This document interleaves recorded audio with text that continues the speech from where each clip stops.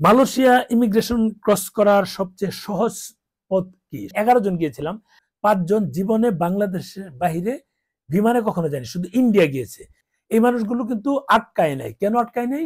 সে সিস্টেমটাই, সে পদ্ধতিটা আজকে আপনাদেরকে জানাবো। প্রথমেই বলবো যে মালয়েশিয়াতে আমরা যে বিমানের টিকিট কাটি সেটা একটু দেখে শুনে কাটতে হবে। যেমন আমরা সিঙ্গাপুর এয়ারলাইন্সে কেটেছিলাম, বা থাই এয়ারওয়েজ কাটতে পারেন, একটু কিন্তু উঁচু মানের বিমান।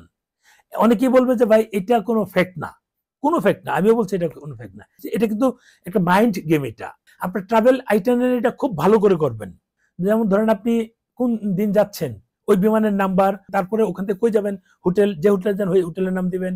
এতে কিন্তু তাদের বোঝা, এক নজরে দেখবে, তাদের বোঝা সহজ হবে। তারা ধরে নিবে যে এই লোকগুলো প্রপার ট্রাভেলার।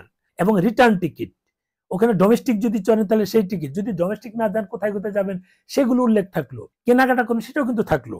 ওই দেশের ইমিগ্রেশনটা দেখলাম। বাংলাদেশের ইমিগ্রেশনের জন্য কি করতে? বাংলাদেশের জন্য আপনি যে পেশায় আছেন সেই পেশার প্রমাণগুলো সাথে রাখবেন।